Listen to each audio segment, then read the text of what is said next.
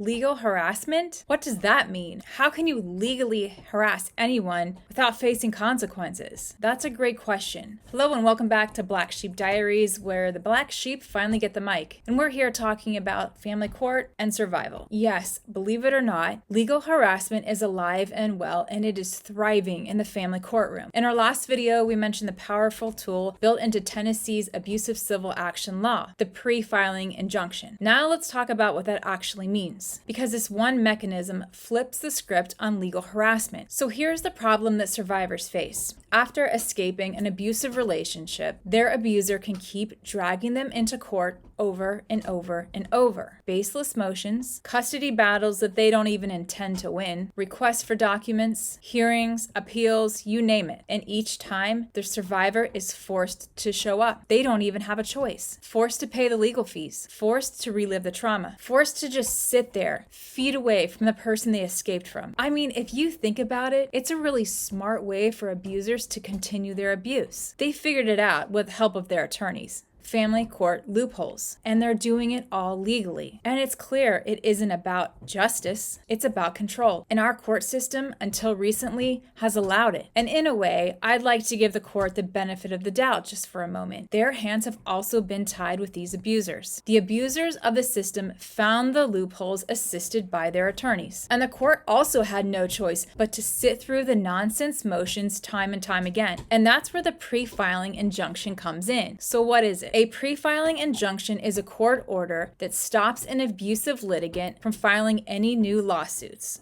motions, or legal action against their former partner, unless they first get permission from a judge. Think of it as a legal firewall. The person who is abusing the court system now has to go through a gatekeeper, and the gatekeeper is the court itself. It's genius, and it turns the table on the abuser. Here's how it works. A survivor goes to court and shows they've been targeted with repeated baseless legal filings by their former partner. The judge holds a hearing under the abusive civil action law. If the court finds that the purpose of these filings is harassment and not legitimate legal claims, the judge can grant a pre-filing injunction. That means for the next 4 to 6 years, the abusive litigant cannot file anything involving that survivor without advanced judicial approval. They have to ask for permission, and that's pretty awesome. And there's nothing these toxic personality types hate more than anything is to ask for permission, because let's be honest, they suffer from a grandiose idea of entitlement, and up to this point, the court had to hear them out. Well, not anymore, at least not in Tennessee. They can't file for custody, they can't request medical records, they can't re-litigate anything that has already been decided by the court. They can't even file a motion unless a judge says it's relevant. Why is this so important? Because in every other context of abuse, whether it's phone calls, text messages, showing up in person, there are protections for that. There are restraining orders, no contact orders, and even criminal stalking laws that prevent them from continuing. But in the courtroom, for years, it's been the one place the abuser could legally force contact. But a pre-filing injunction changes all of that. It's proactive. It's set up as a preventative barrier, not just punishment after the damage has already been done. It makes sure the survivor isn't stuck playing defense anymore, and it actually frees up the court docket to hear cases that need real decisions, not just meritless motions of those who have found the loopholes. Instead of the survivor constantly spending time and money fighting one filing after another, now the abuser is the one that has to do all the work. Now the abuser is the one that has to prove that that case has merit before they ever get access to the courtroom again. That's what flipping the power of dynamics looks like. A few key things to understand about this law. It doesn't block real legal claims. If the abusive party actually has a valid, legitimate legal issue, they can file it. They just have to prove to the judge first that it's not harassment. Number 2, it is time limited. The court sets the duration, typically between 4 to 6 years. After that, the restriction can either be lifted or renewed if the abuse continues. And number 3, it protects survivors without stripping rights. It does walk a fine line, ensuring due process for everyone while prioritizing the safety and sanity of the survivor. Number 4, it's enforceable. If the abuser files something with without court permission, while under this new pre-filing injunction, the court can dismiss it immediately, impose financial penalties, or even hold them in contempt. And let's be very clear about something. A pre-filing injunction is not for revenge. It's about protection. It's not about denying somebody their day in court. It's about preventing the abuse of the courtroom itself. It's about recognizing that stalking can wear a suit and carry a briefcase. And justice should never become a weapon. Tennessee has figured that out. It's time the rest of the country got caught up. Would you love to see your state adopt this law? I know I would. Comment below and let us know. And remember, Black Sheep Diaries is your platform too. If you've been through the family court system and want to speak out, then reach out to us. This space is for all of us who were never meant to be quiet.